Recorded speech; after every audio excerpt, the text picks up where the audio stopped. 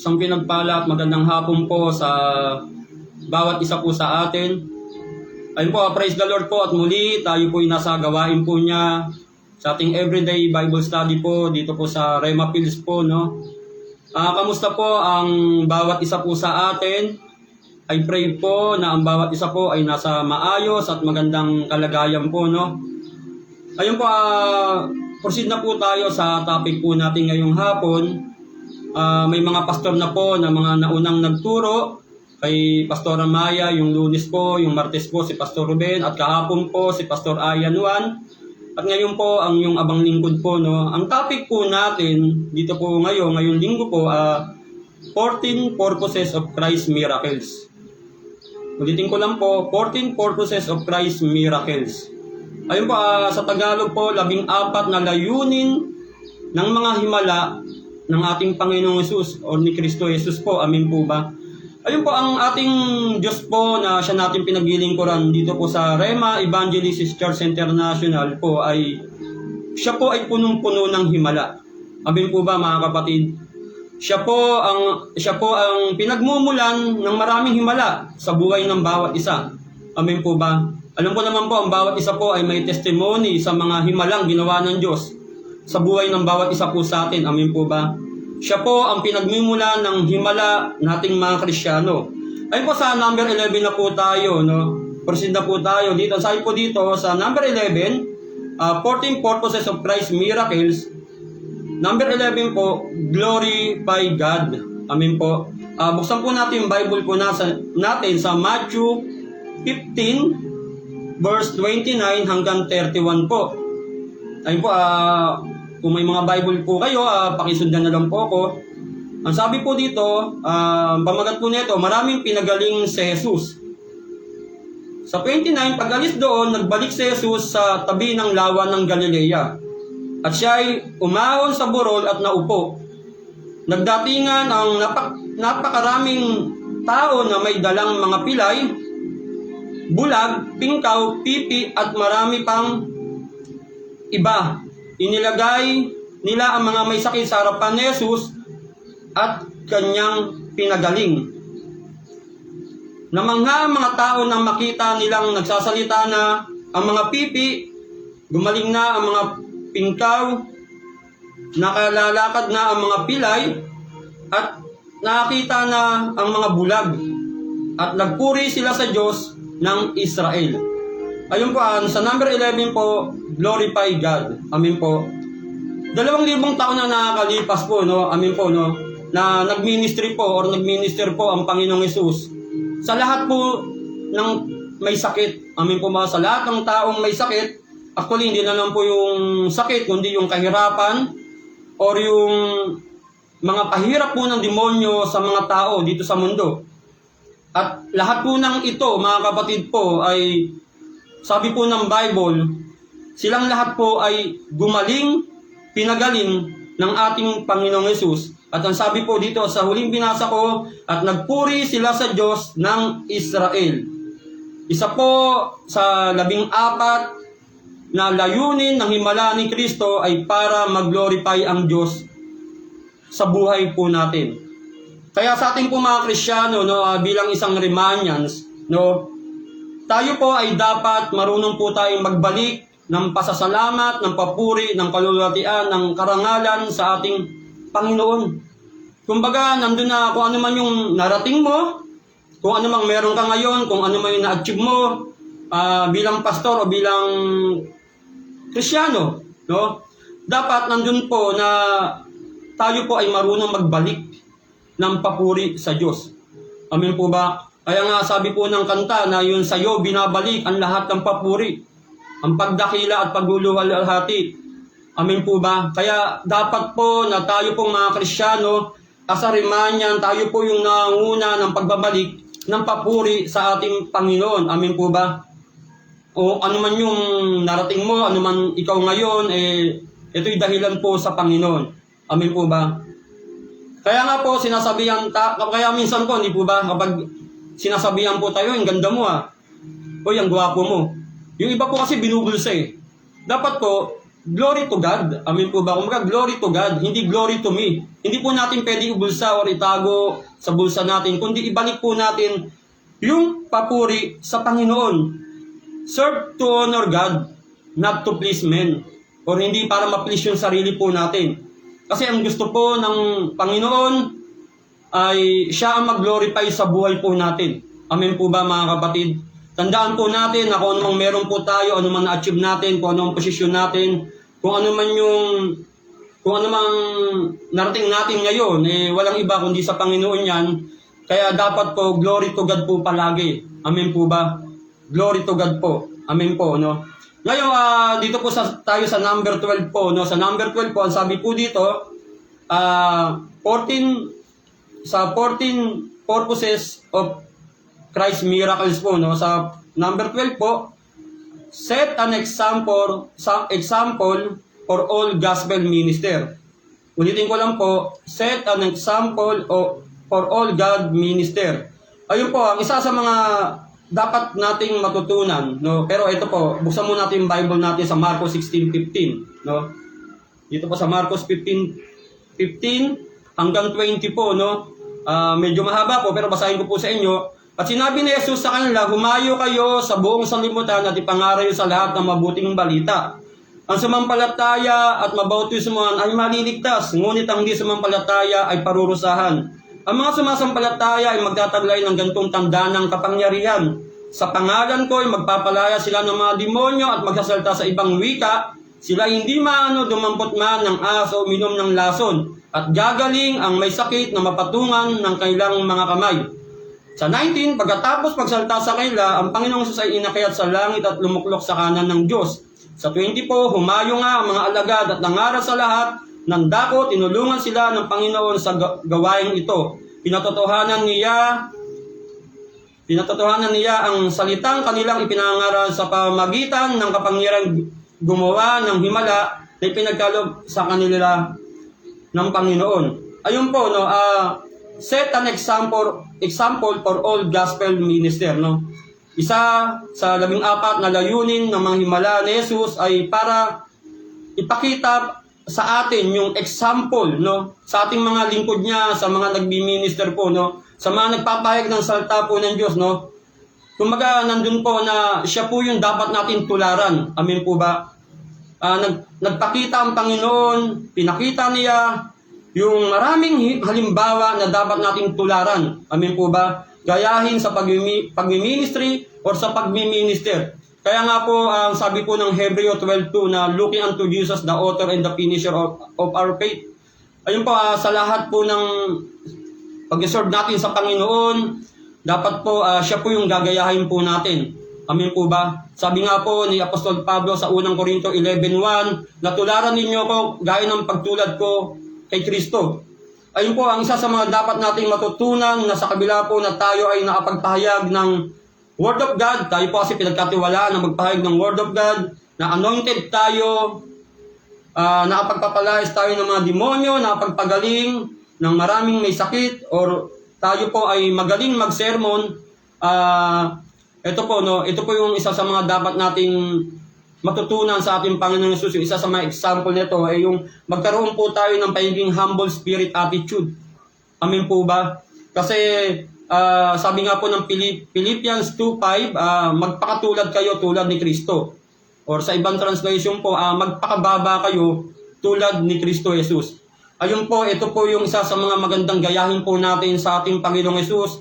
Nag-set po siya ng example sa ating tayong mga lingkod niya, no? Tayo mga nag-serve sa Kanya, nandun po na gayahin po natin kung ano yung mga ginawa po niya. Amen po ba? Yes, tama yun. Gayahin po natin kung paano siya nagpalayas ng demonyo. Tama po na paano siya magpahayag, paano niya sinabi ang gospel, paano siya nagpagaling. Lahat po ng iyon po ay tama po ang lahat ng iyon. Pero ang isa po na tinuturo po sa atin, as Armenians po, ay dapat yung attitude po natin tama po, no? At magkaroon po tayo ng pagiging humble spirit attitude. Tulad ng sinabi ko kanina sa Philippians 2:5 na magpakatulad tayo or magpakababa tayo tulad ni Kristo. Ayun po, dito po sa lugar po ng Bagong Silang, may topic po kami ngayon dito, ngayong linggo po, yung the power of your attitude. Ayun po, napakalaki po kasi ng impact, no, sa ating mga Kristiyano as Armenians po, na yung attitude po natin, kung ano po yung ipinapakita natin, kung ano po tayo, ay malaking impact po yan, no, sa ating buhay Kristiyano po, no. Doon po tayo makakapag-encourage, at the same time, doon po tayo makakapag-discourage sa mga kasama po natin. Kaya dapat po na tularan po natin yung mga gandang halimbawa na iniwan po sa atin ng ating Panginoon Jesus. Amen po ba? Ayun po, ang attitude po ay malaki po ang impact nito para sa pagpapala ng ating buhay. Amen po ba? Ang gusto ng Diyos ay maging humble po tayo sa lahat. Amen po ba? Praise the Lord po. At dito na po tayo sa number 13 po. Sa number 13 po, demonstrate the power of the Spirit baptism. Ayun po, ulitin ko lang po sa number 13 po. Isa sa 14 na himala, ng mga himala ni Kristo, o yung layunin niya ay demonstrate the power of the Spirit baptism. Amen po, no? Dito po sa Acts 1:4-8 po, no? Alam ko naman po na pamilyar na po tayo dito sa Acts chapter 1 verse 4 hanggang 8 po, no? Bali dito lang po tayo sa basahin ko lang po sa inyo, no? Sabi po dito sa 8, ngunit bibigyan ko kayo ng kapangyarihang pagbaba sa inyo ng Espiritu Santo, at kayo'y magiging saksi ko sa Jerusalem, sa buong Judea at Samaria. Sa buong Judea at Samaria at hanggang sa dulo ng daigdig. Ayun, amen po, no? Ayun po, nagagawa po natin, no? Binigyan po tayo ng Panginoon na pinakita po niya yung himala niyan para ma-demonstrate po, no? Yung the power of the Spirit of baptism. Ayun po, maipakita or mapatunayan, no, yung demonstrate po ang kapangyarihan ng Spirit baptism po, no. Ang sabi ng Zechariah 4:6, is not by might nor by power but by the Spirit of God. Ayun po, alam naman po natin na kaya po tayo kung bakit tayo nakatayo ngayon, kung bakit po tayo nakapagpatuloy ngayon, or nagagawa po natin yung mga bagay na pinapagawa ng Diyos, or nagagawa po natin ang lahat ng ito, ay dahilan lang po sa baptize po tayo ng Spirit of God, ng Holy Spirit po. Amen po, no? Ang tagumpay po natin ay wala sa kakayanan po nating sarili. Kasi bilang lingkod ng Diyos, nakaasa ka sa Diyos eh. Amen po ba? Kumbaga nakaasa tayo sa Spirit o natutulungan tayo sa bawat oras, sa bawat panahon. Hindi po ito sa sarili nating talino. Kasi tatanda po yan eh. Amen po ba? Mapapagod po yung isip mo. No, madidistract po yan.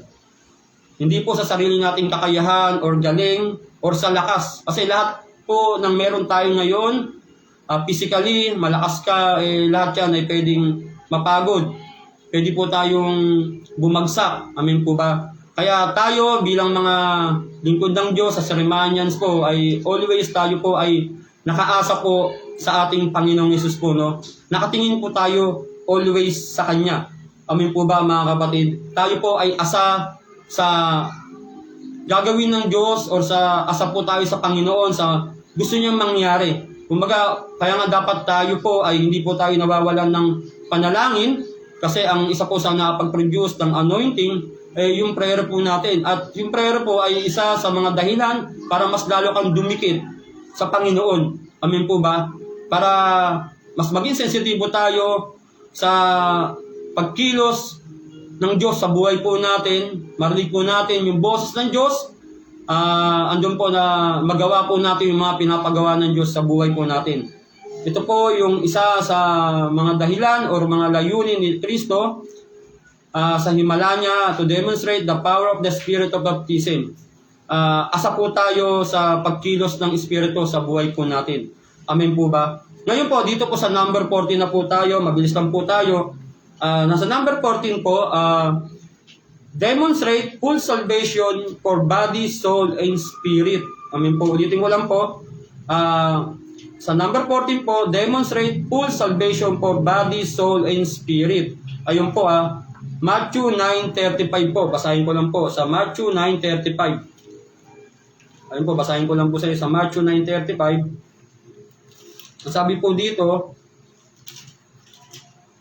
ayun po, Nilibot ni Jesus ang mga bayan at nayon at nagturo sa mga sinagoga. Ipinangaral niya ang mabuting balita tungkol sa paghahari ng Diyos at pinagaling ang mga may sakit anuman ang kanilang karamdaman. Ayun po, ay inisip ko po kanina kung body, soul, and spirit na yung full salvation na dinemonstrate ang ating Panginoon. Actually, ang salvation na ibinibigay sa atin ng Diyos ay hindi lang po sa body po natin, kundi pati sa soul at pati sa spirit. Kumbaga, kailangan niyang ma-born again, kailangan niyang maligtas, kailangan niyang mabago. Amen po ba? Kaya nga po sabi dito, demonstrate full salvation for body, soul, and spirit. Isa sa layunin ng himala ni Kristo ay maipakita o mapatunayan ang buong kaligtasan ng katawan po natin, ng kaluluwa po natin, at ng espiritu po natin. Amen po ba? Ayun po, no, na napakaganda po ng tinatopic po natin dito po sa Rhema Pills po, no. Ito po yung 14 na layunin ng mga himala ni Kristo sa atin, no. Kung paano yan napatunayan to, paano niya ginawa po to sa yung nag-ministry siya po dito sa mundo. Andun po na ito po yung iniwan niyang mga halimbawa, ito po yung mga nagawa po niya. Amen po ba? Alam po ba ninyo na buksan po yung Bible ko, no, sa last lang po siya, John 21 verse 25, no? John 21 verse 25, no? Last verse lang po.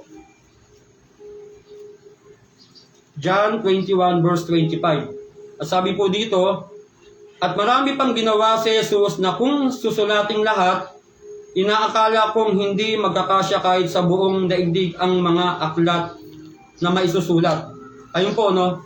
Ulitin ko lang po, at marami pang ginawa si Jesus na kung susulating lahat, inaakala kong hindi magkakasya kahit sa buong daigdig ang mga aklat na nasusulat. Sabi po ni John the Beloved na kung akalain niya na lahat ng mga sinulat o yung mga nagawa ni Jesus, yung mga himalang ginawa ni Jesus, kumbaga marami po to, sobrang dami po nito. Sabi ni John the Beloved po, andun po na hindi po magkakasya sa buong daigdig po, no? Kaya po mapalad po tayo kasi andun po na yung mga layunin ng mga himala ni Kristo na ipinakita po niya, andun po na ito po yung dapat natin ma-adapt, ito po yung maging example po na dapat po nating gayahin. Amen po ba? Kaya sa ating mga Kristiyano po as Remanians, dapat po na patuloy po tayong maglingkod sa Panginoon.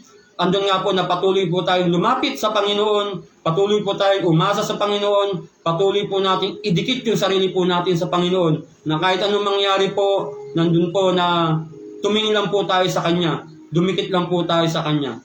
Ayun po, ito po yung 14 purposes of Christ's miracles, o yung 14 na layunin ng mga himala ni Kristo sa buhay po natin. Ayun po, maraming salamat po sa inyo. Hanggang dito na lang po. Pagpalain po tayo ng Panginoon. Sige po, tayo po yung manalangin. Aming Diyos, aming Ama, patuloy na kami po yung nagpupuri, nagpapasalamat sa inyo sa patuloy na kabutihan mo sa buhay ng bawat isa. Andun nga po, nadalain ko nga po sa bawat isa na patuloy na sumusubaybay sa gawain mo dito sa Rhema Pills. Pagpalain mo sila, O Diyos, at patuloy na ingatan, proteksyonan sila, at lukuban ng dugo ng Panginoong Yesus. Patuloy nga po, Panginoon, na nagdedeklara kami, nagpupuklama kami sa buhay namin, sa kabuuan ng Remanians, sa mga nakikinig na marami pang mabubuti at magandang bagay na siya pong patuloy na mangyayari sa buhay ng bawat isa. Maraming salamat po, O Diyos, sa mainam na buhay, siya mong kaloob sa bawat isa. Purihin ka, Panginoon, sambahin ka, dakilain ka, tuwalatiin ka. Sa ilang po lahat ng karangalan, maraming salamat po, Ama, sa pangalan ni Jesus. Amen. Ayun po, maraming salamat po sa bawat isa. Always na ingat po tayo at always watch and pray po. God bless po.